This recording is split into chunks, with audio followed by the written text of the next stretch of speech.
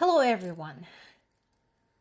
The primary item running pretty much across the news sources, both in the United States and in Europe, is Ukraine's President Zelensky's visit to the US, basically to try and reason with the US government for additional funds for Ukraine.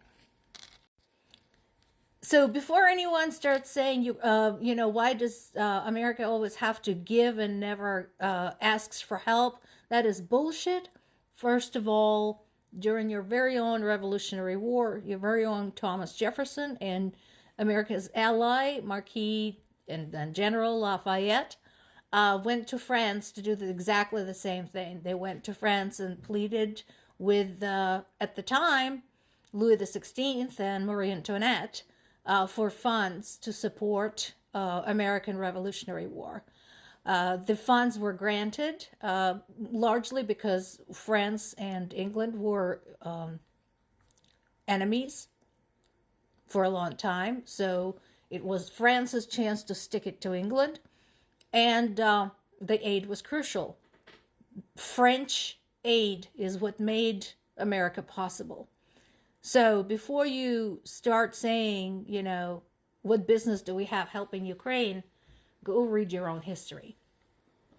And then, of course, top global politicians, historians, economists, some very smart people have reiterated many, many times why the war in Ukraine has an effect globally.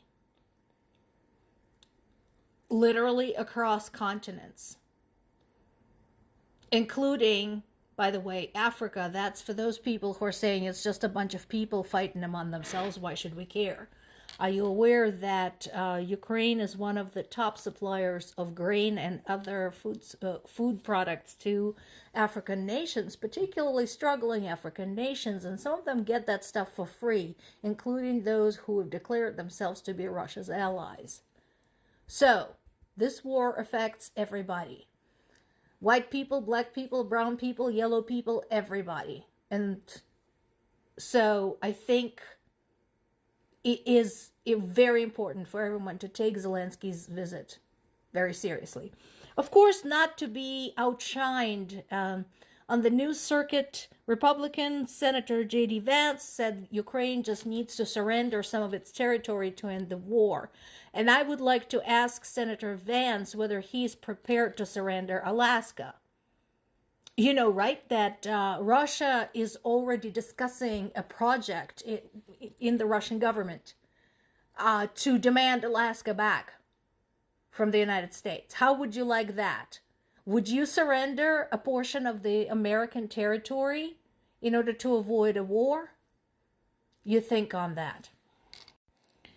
But of course, even while Zelensky is making visits, like he should, he is the head of state after all, the war continues.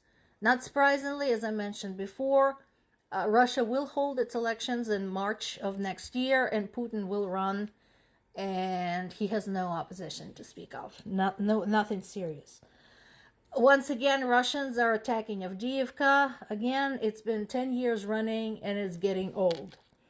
And Britain, once again, thank you, Britain, has delivered 2 mine hunting ships to Ukraine.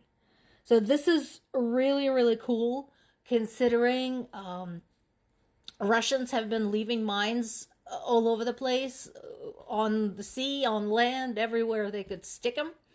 So this is very valuable equipment. That's good to know. And again, you know why Britain is helping Ukraine? For all its different flaws, for all its domestic issues, because Britain remembers what it was like when it was all alone fighting the Nazis. Yeah, remember that? Before America finally decided to wake up and smell the war? When the Germans were bombing the shit out of London? Britain remembers that. and how they kept calling for help and calling for help and calling for help. And for quite a long time, no help was coming. So they understand the position that Ukraine is in right now, and they have been incredibly helpful. So thank you, Britain. More to come.